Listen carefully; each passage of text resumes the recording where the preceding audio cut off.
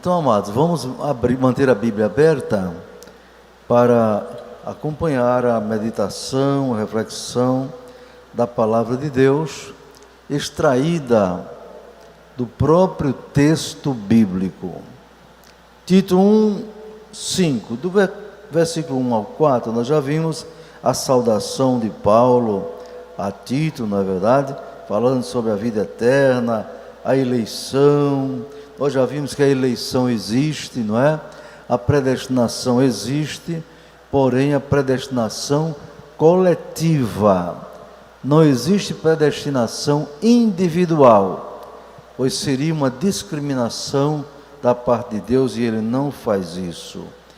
Aí no versículo 5 ele entra e diz: por esta causa te deixei em Creta, não é? Para que pusesse em boa ordem as coisas que ainda restam, e de cidade em cidade estabelecesse presbíteros, como já te mandei. Então veja, meus irmãos, aqui faz parte da história da igreja primitiva, não é? Os primeiros tempos da igreja, primeiras décadas, no primeiro século, quando havia necessidade de ir abrindo igrejas, aqui e ali. A igreja do Senhor Jesus começou aonde?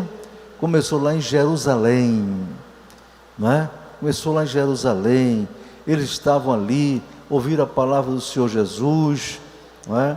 E quando Jesus estava para ir embora, se reuniu com eles no cenáculo, não é?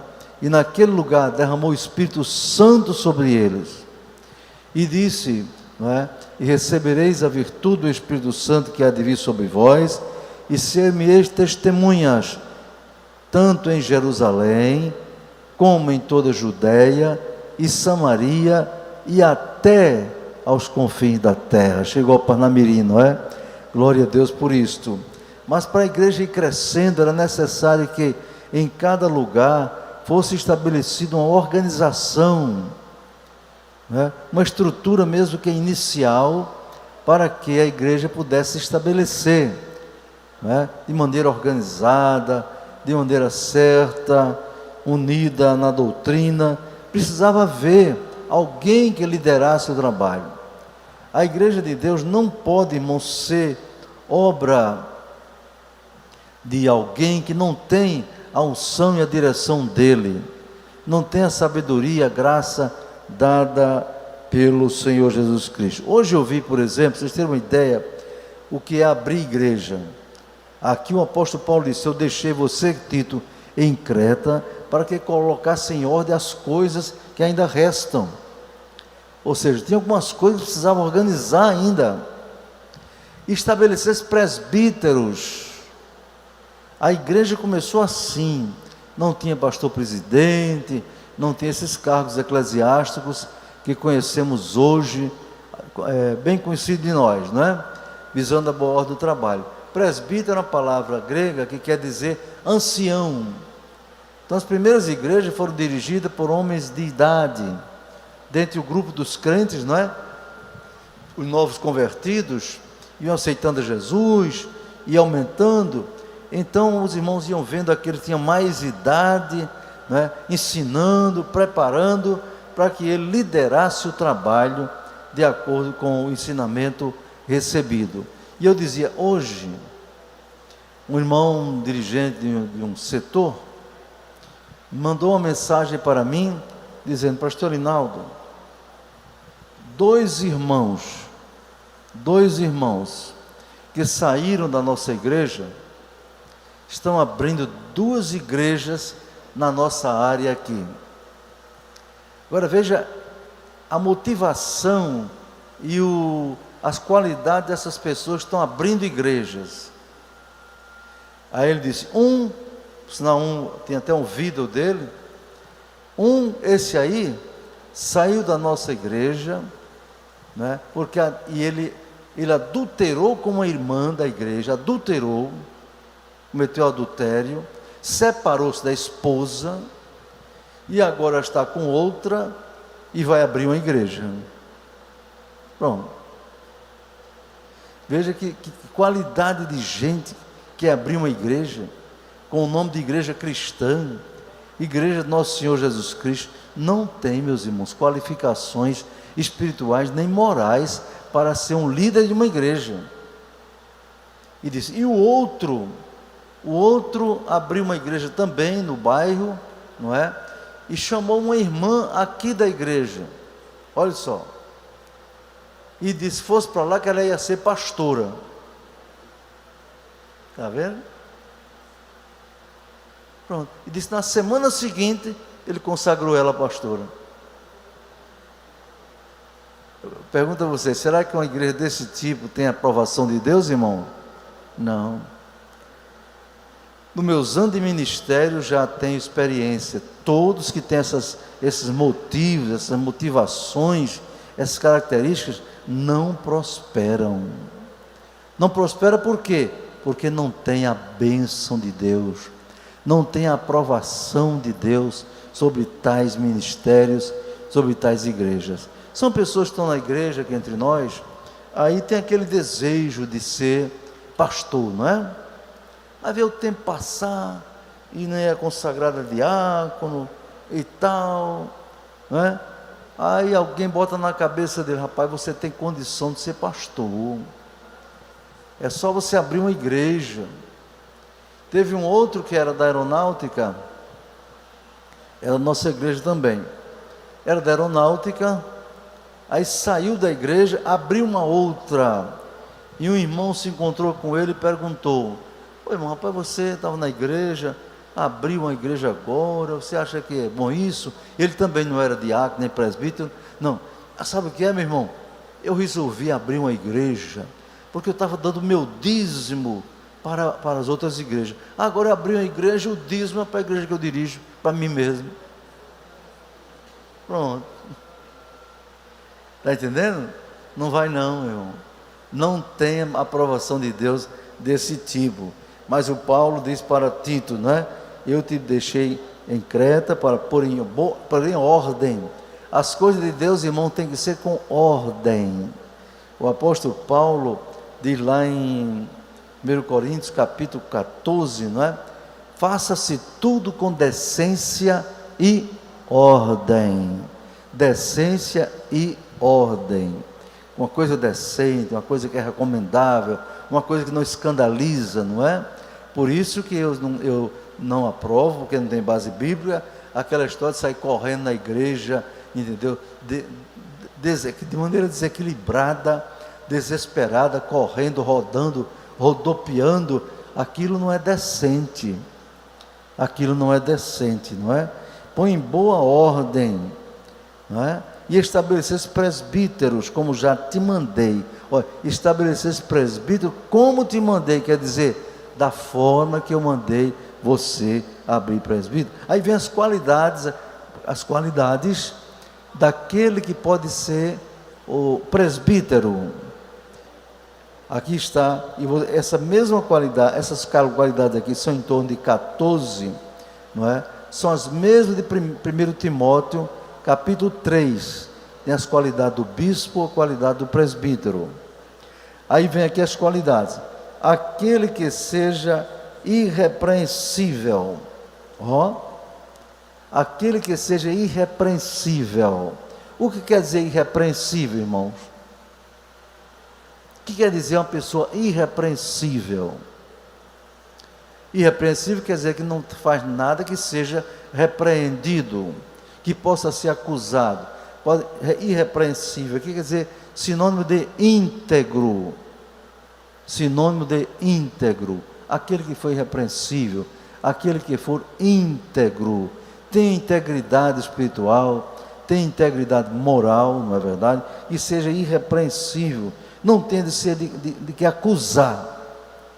Imagine uma pessoa dessa que vai abrir uma igreja, já saiu de outra porque adulterou com uma irmã naquela igreja. Não é irrepreensível, não tem qualificação para dirigir uma igreja. Irrepreensível, aí diz, marido de uma mulher.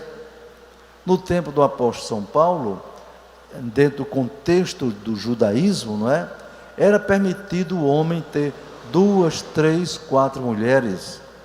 era permitido. Havia a poligamia, não é? Que veio do Antigo Testamento e passou para a época de Paulo também. Porém, dirigido pelo Espírito Santo, ele doutrinou para as igrejas que um bispo, um pastor, um presbítero não deve ter mais de uma mulher. Aí ele diz, marido de uma só mulher.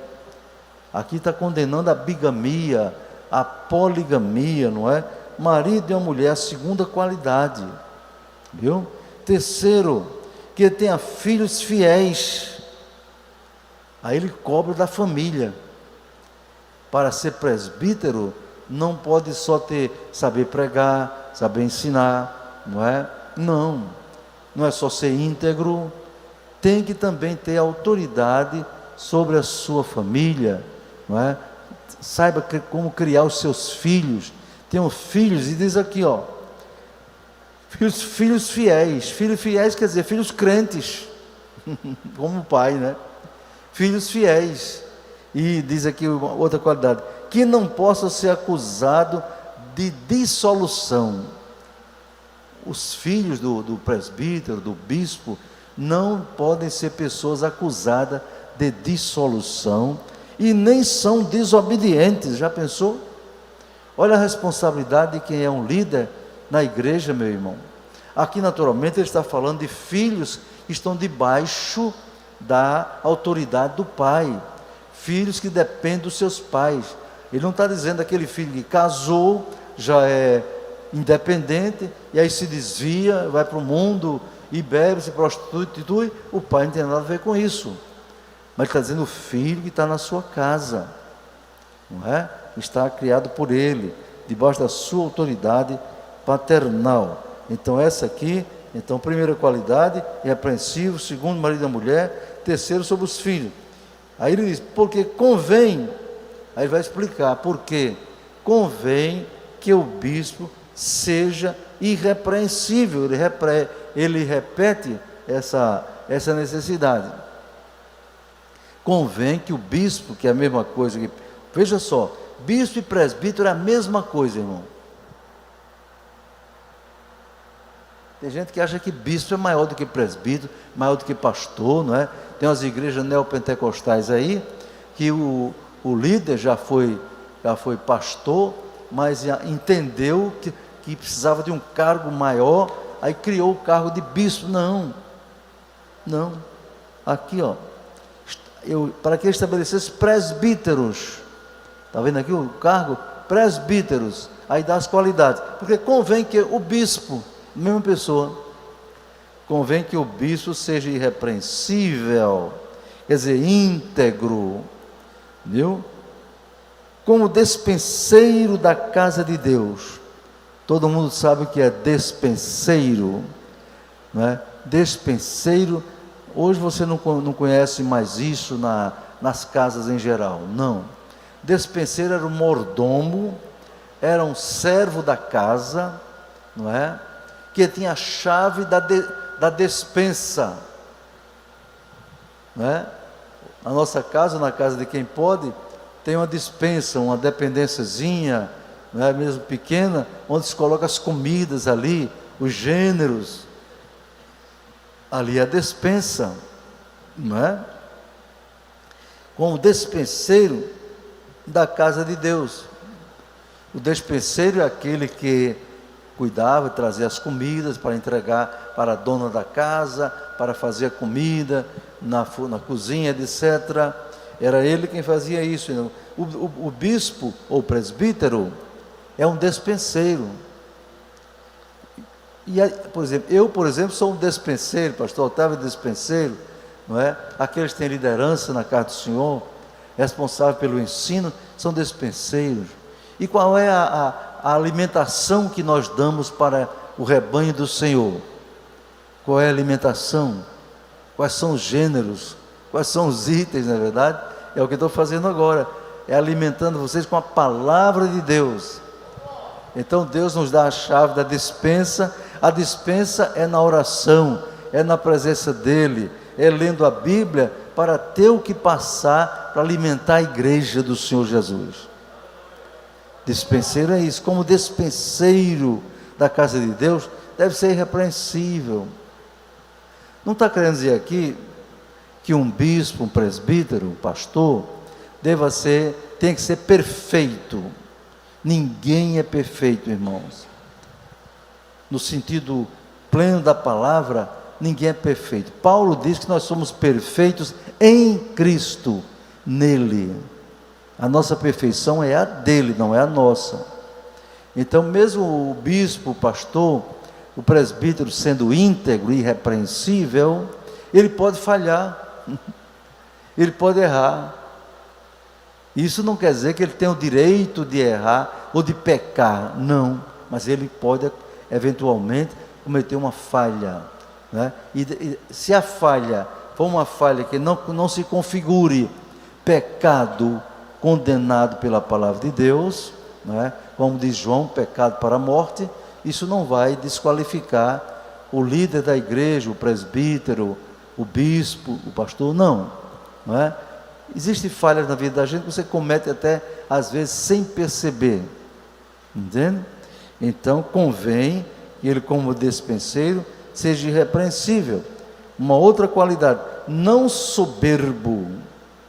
Soberbo aqui quer dizer orgulhoso, entendeu, irmão? Um bispo, um líder da casa do Senhor não pode ser orgulhoso, não. O contrário de orgulhoso, o que é? Humilde. Então um presbítero, um pastor, um bispo tem que ser uma pessoa humilde, não é? Tem que ser uma pessoa humilde, não soberbo. É muito feio uma pessoa que é orgulhosa, sabe, irmão? Anote um detalhe aí para você, que algumas vezes já pensou em se orgulhar, já pensou em querer ser mais do que os outros. É um ensino da psicologia, da ciência da psicologia. Eu aprendi, eu não sou formado em psicologia, sou formado em economia e administração, não é? E teologia, pela graça de Deus. Mas, nos estudos que eu fiz na universidade, eu estudava psicologia, por exemplo. No curso de administração, tivemos que estudar a psicologia da administração. Aí ali tem vários conceitos da psicologia geral. Então a psicologia explica o seguinte: o orgulhoso pensa que é grande. Viva? Ele se imagina grande, maior do que os outros. A psicologia explica, na verdade ele está escondendo o medo dele. O orgulhoso esconde o medo de não ser respeitado, o medo de não ser considerado, entende? O medo de não ser visto como aquilo que ele pensa. Então não queira ser orgulhoso, irmão. Orgulhoso não, irmão. Porque a Bíblia diz o seguinte em Provérbios: diante da honra vem a humildade, e depois do orgulho vem a queda. A tendência do orgulhoso é cair, porque aquela grandeza dele é falsa, ele é medroso, não é? Por isso que quando o sujeito é orgulhoso e ele consegue se eleger num cargo, para dirigir um cargo qualquer, ele quer pisar todo mundo. Por quê? Porque ele tem medo de perder aquela posição dele. Por isso ele se fecha e só gosta de quem bajula ele. Não é verdade? Quem bajula ele acha bom, porque quem bajula não vai ameaçar, né? As pessoas de bem, ele tem medo de que tome o seu lugar. Deus nos guarde disso, não é, irmãos? Então, não soberbo. Outra coisa, outra qualidade, nem iracundo. Iracundo quer dizer uma pessoa que vive dominado pelo sentimento da ira. Ira, revoltado, chateado, aborrecido, não é? Eu já vi gente assim na minha experiência de vida, ou na universidade, no exército, não é? Em cargos públicos que eu passei pela graça de Deus, tinha gente iracunda. De manhã e de tarde, o tempo dele era cara fechada, cara feia, ninguém podia chegar perto dele. Não, o bispo, o presbítero, o pastor, assim como o diácono também. Viu? Tem que ser humilde, não pode ser uma pessoa iracunda, não é? Aqui e acolá a gente pode se irar, e a Bíblia diz: irai-vos e não pequeis. Cuidado quando você tiver raiva para não pecar. Irai-vos e não pequeis. Diz: não se ponha o sol sobre a vossa ira. Quer dizer, você pode ter ira, mas você não pode dormir com ira, deixar aquele sentimento de ira contra alguém passar de um dia para outro, vai passando, não, isso é uma pessoa iracunda. O iracundo não pode ser pastor, não pode ser bispo, não pode ser presbítero, e na verdade não pode ser obreiro do Senhor. Do mesmo jeito a mulher não pode ser iracunda. O que se aplica ao homem, aplica à mulher, ainda que aqui é cargo ministerial. Um servo de Deus, uma serva de Deus não pode vir iracunda, e terrível, né? Provérbios assim: é melhor morar num canto, umas águas furtadas, né? Água furtada é sinônimo assim, como se fosse um porão, uma coisa assim, do que viver numa casa ampla com a mulher rixosa e iracunda. Deus nos guarde disso, né, irmão? Deus nos guarde. Mulher rixosa, briguenta, que cria problema, não é? Cria problema, faz confusão. Mulher rixosa, iracunda e cheia de ira. Tenho pena de algum marido que tiver esse tipo de mulher, viu? Então o obreiro não pode ser iracundo, dominado pela ira, não. Outra qualidade: nem dado ao vinho. Nem dado ao vinho. No tempo de Paulo, que ele escreveu a Tito, não tinha cachaça 51, não tinha cerveja, não tinha champanhe, essas bebidas alcoólicas não havia, não é? A bebida forte que tinha, que embriagava, era o vinho. Era realmente a bebida forte, era o vinho, feito da uva. Tinha o suco da uva, não é? Que nós conhecemos, e tinha o vinho fermentado. Então Paulo dizia: nem dado ao vinho. Isso aqui era o vinho fermentado, o vinho que podia embriagar, não é? O obreiro não pode ser dado ao vinho. Lá em 1 Timóteo 3 diz assim: nem dado a muito vinho. Aí o pastor João Batista dizia: Otávio, nem pouco, nem muito nem pouco, porque com pouco começa, né? Eu, por exemplo, já dei palestra naquele movimento chamado AA. Quem conhece? Alcoólicos Anônimos, né? Eu já dei palestra lá em Natal e aqui em Parnamirim também, faz tempo. E eles lá se recuperando, aquela terapia de grupo, não é, deles, dizia: não tomarei o primeiro gole. Olha, o primeiro gole. Por quê? Eles explicavam: porque tudo começou com o primeiro gole. Ninguém começou tomando um copo de cachaça. Começa devagarzinho. Aí o organismo vai se acostumando e vai querendo mais, e não vai fazendo efeito, e faz mais, depois toma meia garrafa, uma garrafa, e depois perde a noção, perde a consciência, e vem toda a tragédia contra a sua saúde. Então, o bispo, o obreiro, não deve ser dado ao vinho, ou seja, viver tomando vinho, não é? Lá em Portugal, onde está a nossa missão, lá o Elieber, eu, quando estive em Portugal a primeira vez, não foi lá onde Elieber está, não, foi numa outra igreja, noutra cidade, igreja grande, dirigida por um pastor brasileiro, que nos convidou para ir lá ministrar num evento lá. Igreja grande, irmão, bonita, cheia de gente. Não é comum igreja grande na Europa, mas ali era grande. Uma igreja com mais de 100 pessoas, bonita, um prédio bom. Aí aquele pastor saiu de lá, teve que voltar para o Brasil por motivos de questão de saúde, coisas pessoais. Ele teve que voltar para cá, para o Brasil.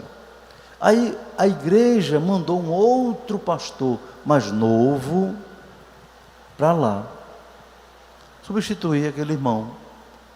Aí quando eu fui nessa igreja já com esse novo pastor, já Elieber, meu filho, estava lá em Portugal.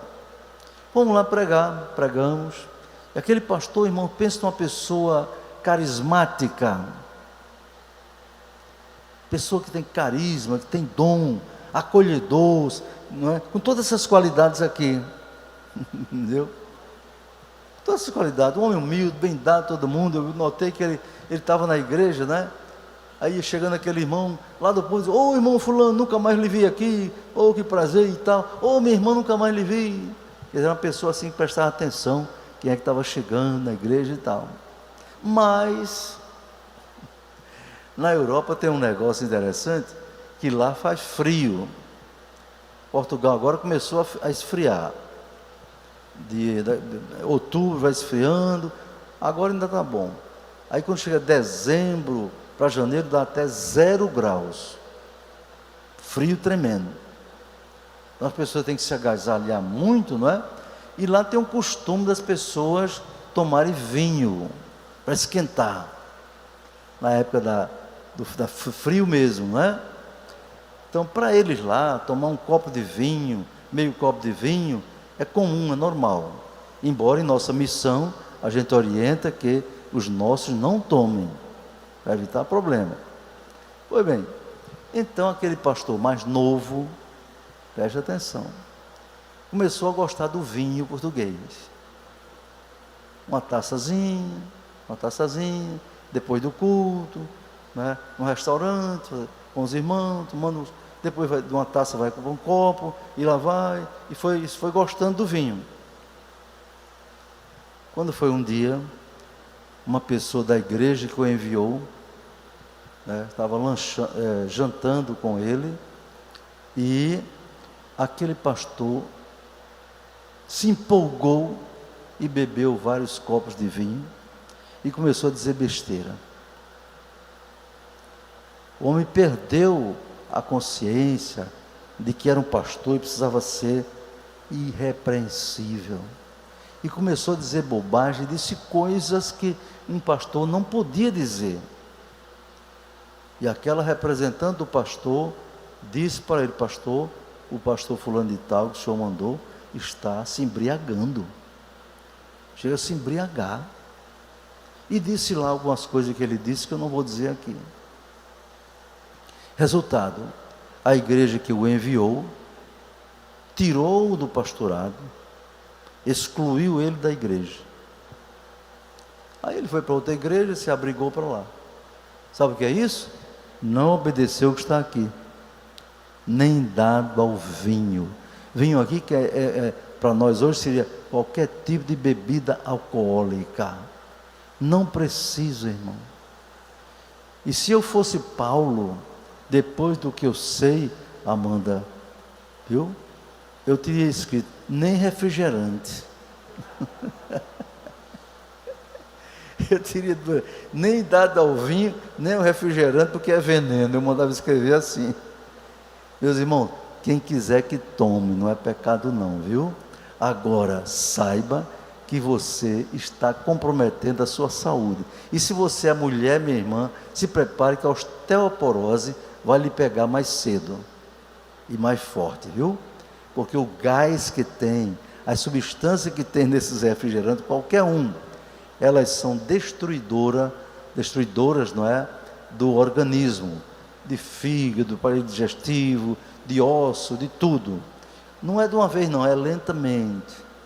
Então, eu aconselho você a entrar na minha linha. Hoje, chego num lugar, cheguei nos Estados Unidos há 2 anos, aí no encontro de casais, ali o povo gosta demais de Coca-Cola, e a Coca-Cola de lá tem 70 vezes menos os efeitos prejudiciais da do Brasil, 70 vezes menos. Aí todo mundo tomando, a irmãzinha no restaurante veio oferecer, minha irmã, não leve a mal, você tem suco? Ela disse, tem não, pastor. Aí eu perguntei, tem água? Ela disse, tem, então traga. Então só eu tomei água. No outro dia foram buscar suco para mim. Pronto, acabou. Não faz falta nenhuma, irmão. Mas quem quiser, tome, sabe? Eu só já determinei que não haja nos eventos da igreja. Então, nem dado ao vinho, nem espancador. Espancador quer dizer um pastor, um presbítero, né? Um bispo ser espancador não pode. Não pode ser espancador nem fisicamente. Um marido, por exemplo, que bate na mulher, espanca os filhos, não pode ser líder de uma igreja. Mas também ele não pode ser espancador com palavras. Não pode tratar mal as pessoas. Ser grosseiro, ser ignorante, como se diz, mal educado, não pode. Não é qualidade para um pastor. Ele tem, muitas vezes ele tem, como diz o ditado, que engolir sapo. Não é contar até 10 não, ele tem que contar até 100. Às vezes para não dizer o que não deve. Para não ser espancador. Não é? Então, ele tem que ser uma pessoa diferente, mansa, humilde. E diz aqui, nem cobiçoso de torpe ganância. Olha aqui, a oitava qualidade. Nem cobiçoso de torpe ganância. Quer dizer, aquele obreiro que só pensa em dinheiro, em ganância. Dirige a obra por ganância. Como eu vejo às vezes, não tenho tempo para isso, aqui e acolá eu vejo na televisão, certas igrejas neopentecostais, onde o pastor estava pedindo um dia desse que os irmãos chorando, não desse só o dízimo não, desse o trismo, 10% para o Pai, 10% para o Filho e 10% para o Espírito Santo. Isso está errado. A Bíblia não manda pagar 20% do dízimo, nem 3 vezes no Senhor. É o dízimo para a manutenção da casa do Senhor. Entende? Mas isso aí quer dizer que esse obreiro está pensando só em dinheiro. Essas igrejas que vendem bênçãos, não é? Olha, se você der X, Deus vai lhe dar mais assim, assim, assim e tal, dê o seu salário. Isso é ganância, isso é torpe ganância, irmãos. Deus nos guarde disso. Quem já viu aqui nesta igreja, eu dizer, ou qualquer obreiro, dê o seu carro para a igreja? Quem já ouviu isso? Não, senhor. Pô, já vi igreja que diz isso. Você, para ser abençoado, tem que fazer um sacrifício. Tem que dar uma coisa que vai lhe fazer falta. Aí a pobrezinha da irmã, com o filho doente, chegou lá, pediu oração. Aí o obreiro disse, qual é o problema da senhora? Esse meu filho já foi ao médico tantas vezes, não fica bom. Ah, aqui nessa igreja ele vai ficar bom. Vai, obreiro, vai. O que é que eu tenho que fazer? A senhora tem que fazer um sacrifício. Como é isso? A pobre não sabia nem que linguagem era essa. A senhora tem que dar um bem, uma coisa que pese muito, que a senhora, que lhe faça falta. É o sacrifício. Aí ela disse, eu só tenho um carro, um carrozinho que eu me desloco com esse menino, a igreja, para casa, pronto, se a senhora der esse carro, Jesus vai curar seu filho. A mulher, pode deixar, deixa a chave comigo aí, deixa ali, pronto, a senhora vai para casa a pé, vai de táxi, mas Deus vai curar o seu filho. A irmãzinha saiu dali, alegre, entregou a chave do carro para aquele elemento que não tem nada de homem de Deus. Ele pegou o carro, pronto, deu entrada lá na igreja, vendeu o carro e o dinheiro para os cofres da igreja e para ele também. Passou 1 mês, o menino ficou bom. 2 meses, o menino doente, né? 3 meses, o menino doente. Ela foi lá falar com aquele obreiro, olha, eu vim aqui no meu carrinho, só tem aquele, e o senhor disse que Jesus ia curar meu filho, por isso eu dei a chave conforme o senhor pediu. Ele continua doente e eu quero meu carro de volta. Ele disse, carro de volta? Por quê? Não, senhora, o senhor não disse? A igreja não está cumprindo sua parte. Não, se o seu filho não foi curado, foi falta de fé da senhora. Ela disse, não, senhor, o senhor não me disse que era por fé, era eu dar o carro, e eu dei. Então aquilo escandalizou, ela disse para alguém da família, botaram na justiça. Irmãos, a igreja perde todas as vezes. Perde. E o juiz condenou aquela igreja a devolver a dar para aquela mulher um carro do mesmo ano e do mesmo estado, tá? E ainda por cima uma multa de tantos mil reais por danos morais. Cobiçoso de torpe ganância. Isso é torpe ganância, irmãos, não é? Mas o obreiro deve ser dado a hospitalidade. Dado a hospitalidade, quer dizer, hospitaleiro. Hospitaleiro não quer dizer que eu tenho que botar as pessoas para dormir na minha casa, não. Hospitaleiro aqui é sinônimo de acolhedor. Saber receber bem as pessoas, saber acolher bem as pessoas, entende? Aí diz, amigo do bem. O obreiro não pode ser amigo do mal, de coisa ruim, de coisa que não presta. Tem que ser amigo do bem. Olha aqui outra qualidade, 11ª, moderado. Olha, não pode ser espancador e tem que ser moderado. Moderado quer dizer equilibrado, não é descontrolado, entende, irmão? Moderado. Então o obreiro não pode ser um gastador, gasta tudo que tem, não sei o quê, é agressivo. Não, tem que ser moderado. Moderado. Justo. O obreiro tem que ser justo, não pode praticar injustiça. E tem que também ser santo. Está vendo? Não é só o membro da igreja, o congregado, que tem que ser santo, não. O pastor, o presbítero, o bispo, o diácono, ele tem que ser santo, porque ele é membro da igreja, e além de ser membro da igreja, tem uma função a mais. Santo. 1 Pedro 1,15. Sede santo, porque eu sou santo. Sede santos em toda a vossa maneira de viver. E a última qualidade aqui, nesse estudo, temperante, quer dizer, que tenha temperança. Temperança, um dos aspectos do fruto do Espírito, está lembrado? De Gálatas 5:22. Amor, gozo, paz, longanimidade, benignidade, bondade, fé, mansidão, temperança. Temperança quer dizer domínio próprio, equilíbrio. Tá bom, meus irmãos? Então que o Senhor nos ajude, que possamos ver essas qualidades nos nossos obreiros e também nos crentes, porque isso faz parte dos crentes em geral, faz parte do fruto do Espírito, não é?